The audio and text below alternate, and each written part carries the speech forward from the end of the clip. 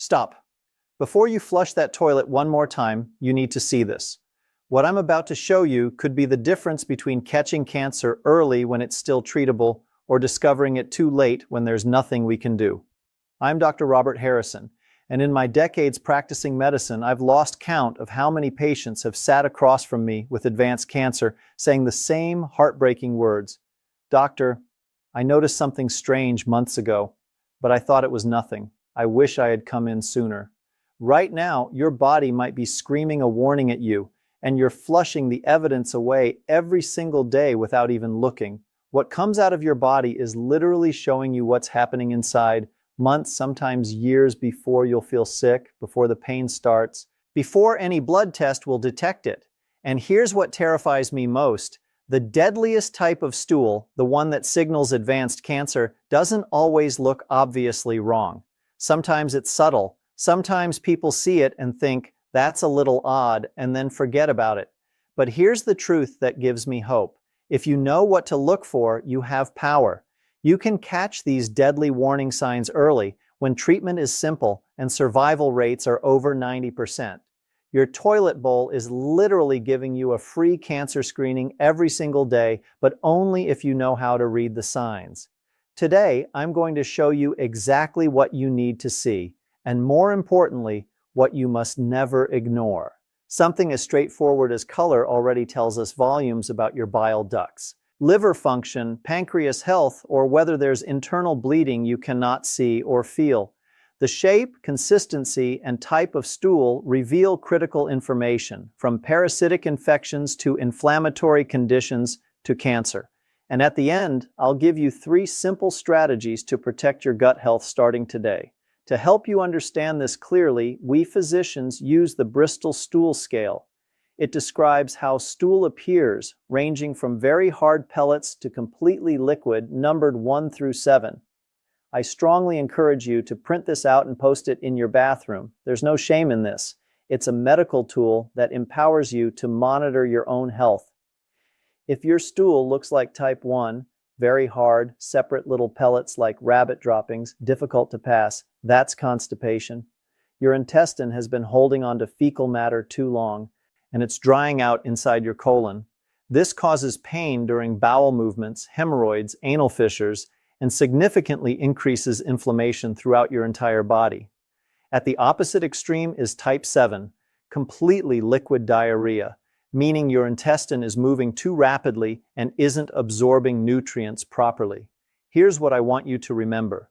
Ideally, your stool should come out formed but soft, paste-like consistency, neither rock hard nor liquid, and brown in color. When food passes from your stomach into your intestine, it mixes with bile that starts out greenish. During digestion, that bile transforms, giving your stool its characteristic brown color. So that familiar brown actually signals normal digestion. Now here's what I rarely see other doctors explain properly.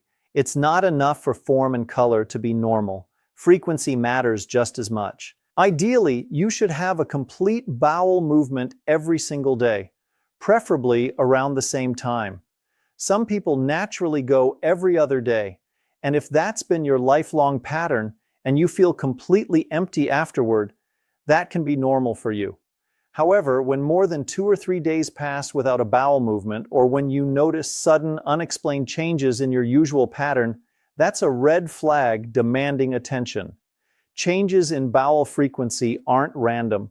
They can signal intestinal blockages, hormonal imbalances like thyroid dysfunction or menopause effects, chronic stress, certain medications, insufficient fiber or water, or even problems with your liver or pancreas. Form, color, and frequency. These are your 3 essential keys. Now let's look at specific danger signs. Healthy stool should exit with normal thickness, roughly the diameter of a banana. If your stool is coming out thin, narrow, or pencil-like regularly, that can warn that something is partially obstructing or narrowing the passageway in your intestine. This doesn't automatically mean cancer. It could be low fiber, diverticula, or an anal fissure causing you to unconsciously tighten, but it can also indicate a growing tumor, If you notice repeatedly thin pencil-like stools, especially if this is a change from normal, see a doctor promptly. When you go to the bathroom, you should feel complete emptying, that distinct sensation of relief in your lower abdomen. Many people, especially as they age, sit for extended periods because they never feel finished. We call this evacuatory dysfunction, particularly common in women after menopause. Another concerning symptom is constant sensation of needing to go throughout the day, even after you've been. This is called tenesmus, and it means your intestine hasn't emptied properly or is experiencing inflammation. For constipation relief, here's my specific recommendation. Upon waking, drink a full, large glass of water before anything else. This activates your intestinal system. Throughout the day, drink another glass every 1 to 2 hours, stopping about 2 hours before bedtime. Increase fiber gradually. Add 1 or 2 tablespoons of chia or ground flax seeds to yogurt or oatmeal. Incorporate fruits with natural laxative properties, prunes, papaya with seeds, kiwi, apples with skin. I often recommend preparing green juice with celery, apple, and fresh ginger. Drink 1 to 2 glasses daily. If diarrhea persists for more than 4 weeks, that's chronic diarrhea requiring thorough investigation. We need to rule out colitis, inflammatory bowel diseases, chronic parasitic infections, polyps, or other significant problems. Persistent diarrhea causes dehydration and malnutrition and always has an underlying cause needing treatment. Now regarding stool color variations, if your stool appears green, this usually isn't alarming. Either your intestine is moving food through quickly, so bile doesn't have time to transform from green to brown, or you've eaten lots of dark leafy greens like spinach or broccoli. However, if your stool appears yellowish or pale, clay-like, whitish, and this persists for more than 2 or 3 days, it can signal poor fat digestion, parasitic infection, or problems with your pancreas, liver, or bile ducts. Regarding floating versus sinking, for years people believed floating stools indicated serious disease. Modern medical understanding tells us that floating versus sinking by itself isn't significant. Stools float simply because they contain more gas. What really matters are form, consistency, frequency, and any significant changes from what's normal for your body. Now we've arrived at the most critical part. What is the single most dangerous type of stool? The worst case scenario, representing a true medical emergency, is when your stool appears very dark, black, with the appearance of tar or coal. This is called melena, and I cannot stress enough how serious this is. This typically indicates significant bleeding in the upper part of your digestive tract, your stomach or small intestine. The blood has been partially digested as it travels through, giving it that characteristic black, tarry appearance. What causes this? A bleeding ulcer in your stomach, bleeding from intestinal diverticula, small blood vessels bleeding inside your intestine, or in certain cases, hidden cancer bleeding internally. The black, tarry appearance tells us the bleeding is substantial. If you ever notice black, tarry stools, do not wait. Do not tell yourself you'll call your doctor tomorrow. Go directly to an emergency room or call your doctor immediately if it's during office hours. I've seen patients who delayed seeking care for black stools, and by the time they came in, they required transfusions and emergency surgery. Don't let that be you. There's another color warning, bright red blood. If you notice bright red blood on toilet paper, on the surface of your stool, or mixed throughout, this also demands attention. Bright red blood typically means bleeding from your lower intestine, colon, or rectum. Sometimes this is relatively minor, like hemorrhoids or a small anal fissure. However, bright red blood can also indicate polyps growing in your colon. Polyps start out benign, but some types can transform into cancer over time. Bright red blood can also be a direct sign of colon cancer that's already present. Blood in your stool, regardless of color, should never be dismissed as probably just hemorrhoids. Get it checked properly with a thorough examination and likely a colonoscopy. Now let me give you 3 powerful strategies to protect your intestinal health starting today. These are straightforward habits that, if you commit to them, will dramatically improve your digestion, energy, and overall well-being. Strategy number 1, move your body every single day. If you spend most of your day sitting or lying down, your intestinal system becomes sluggish. Your colon needs movement to function optimally. Simply walking 20 to 30 minutes daily, doing gentle stretching, or staying reasonably active as you do household tasks makes an enormous difference. Physical activity stimulates the natural contractions of your intestinal muscles that push waste through. Make movement non-negotiable every day. Strategy number 2, have at least one colonoscopy after you reach age 50, even if you feel completely healthy. Current recommendations now suggest screening at age 45, and if you have family history of colon cancer, even earlier. Colorectal cancer is one of the most common and deadly cancers, and it typically grows slowly and silently. You can have a tumor developing for years without symptoms until the cancer is quite advanced. Here's the empowering part. Colorectal cancer is one of the most preventable cancers. Nearly all colon cancers start as small benign growths called polyps.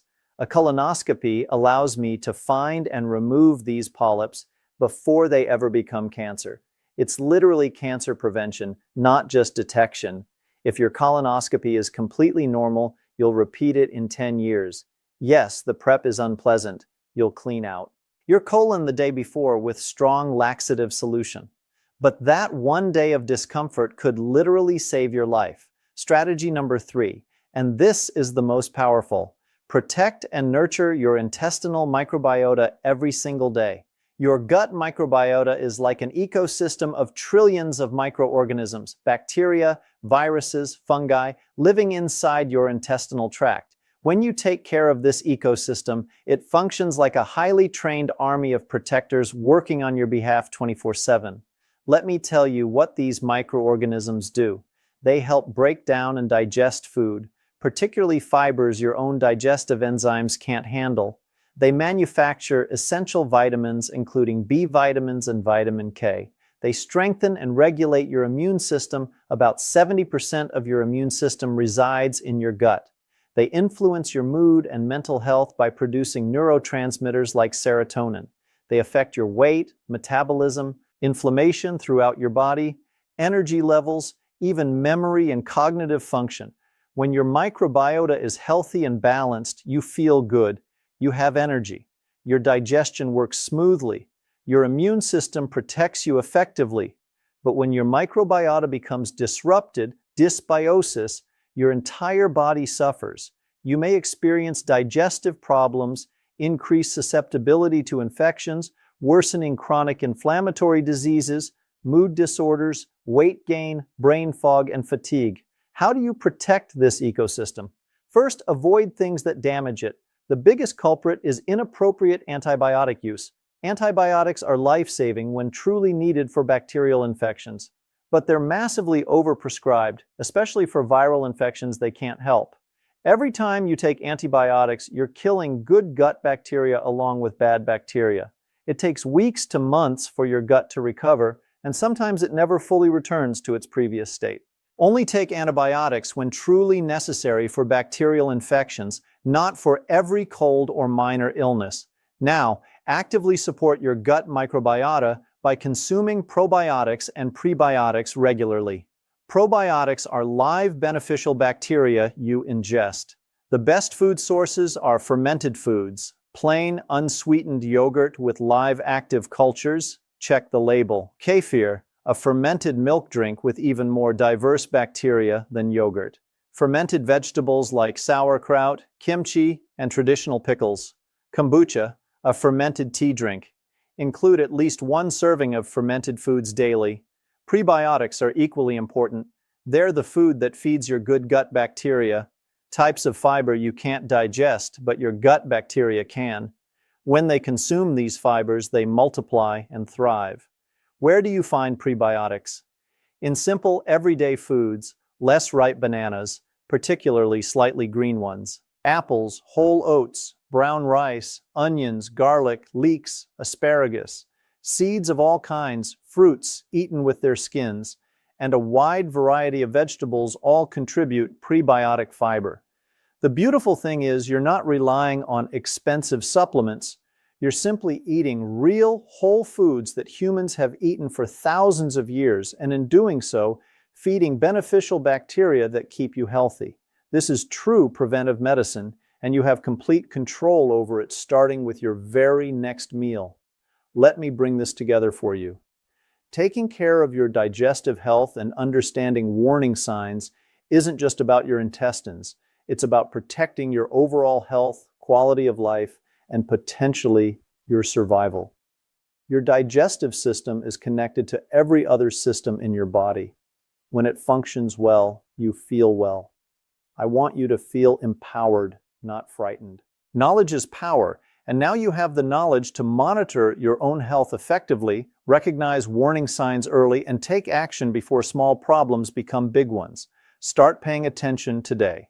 Every time you use the bathroom, take just a moment to observe. Make it a habit. Your health is your most valuable asset, and you have more control over it than you think.